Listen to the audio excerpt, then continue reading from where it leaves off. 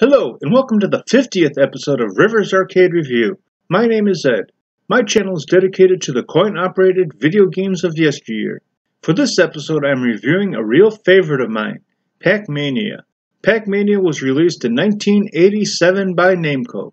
The first time I played this game was at Miami Bowl in Chicago, Illinois. Pac Mania is a maze-themed game in which you move Pac-Man around an isometric three-dimensional maze with a four-way joystick and a bounce button.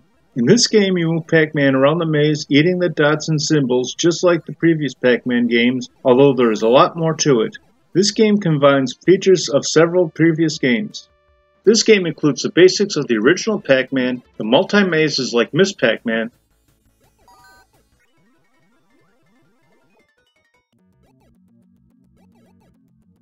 the scrolling maze like Junior Pac-Man, and the jumping ability like Pac-Land.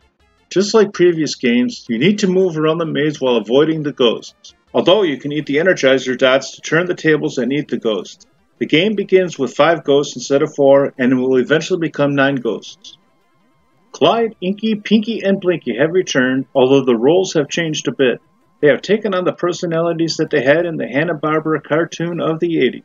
Clyde is now the leader, Inky is the unpredictable sidekick of Clyde, Pinky will attempt to cut you off, Blinky is the absent-minded one, and Sue, who is now purple, is now the playful one and will chase you down.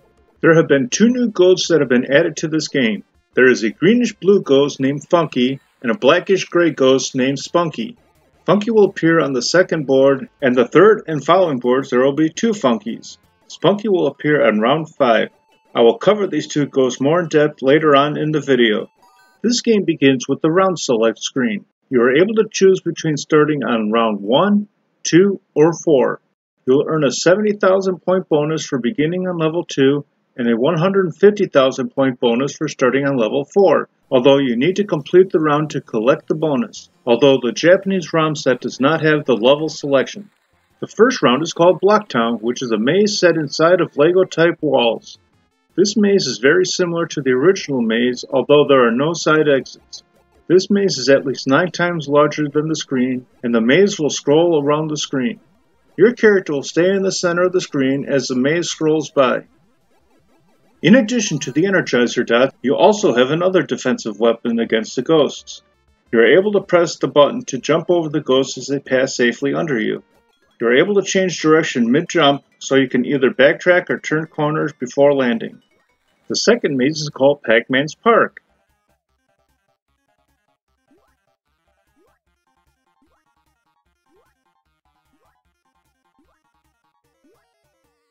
This maze looks like the original Pac-Man maze, including the tunnels.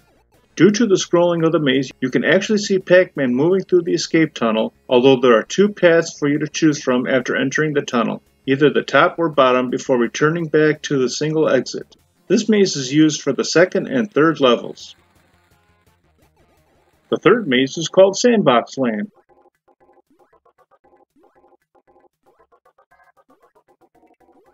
This maze has walls made of pyramids. The layout of this maze has more paths and turns than before.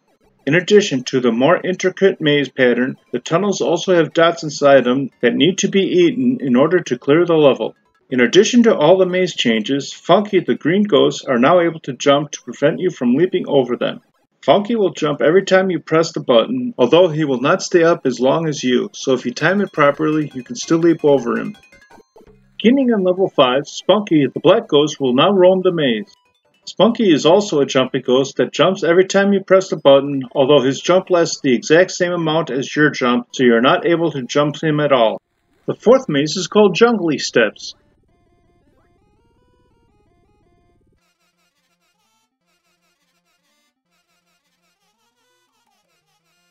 This is the largest maze of all, and is about 16 times the size of the screen. This level is not selectable from the beginning screen. This maze looks like a series of steps that move both up and down, although they do not affect the speed of Pac-Man. This maze also has no escape tunnels like Junior Pac-Man. Due to the size of this maze and having 8 ghosts, this is the hardest maze. Just like previous games, a bonus fruit will appear just below the regeneration cage, although there is more. There is also special items that will also appear that will either give extra points or extra powers. There are 2 pills that will grant you extra powers. The green pill will give you extra speed, and the red pill will act as an energizer that will double the value of the ghosts when you eat them, up to 7,650 points. Both of these power-ups will last until you lose a life. Due to the size of the maze, there will be an audio sound as well as a text message at the bottom right just above the fruit display telling you that there is either a fruit or special item below the regeneration cage. Once you finish the jungly steps for the second time, you will receive a congratulations screen and you will be told that the show must go on.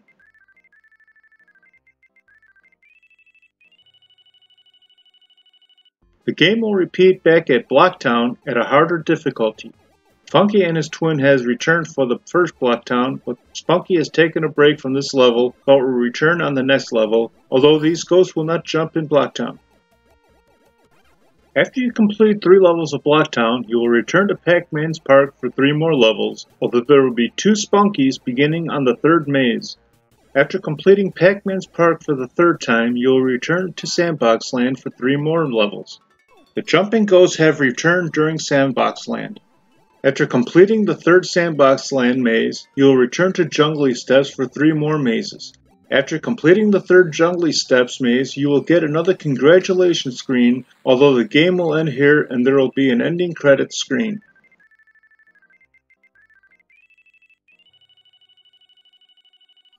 Scoring for the game is as follows. You will earn 60 points for eating a regular dot, 300 points for eating the regular energizers, 1,000 points for eating the green speed up pill, and 7,650 points for eating the red energizers. The scoring for the eating the ghosts are as follows.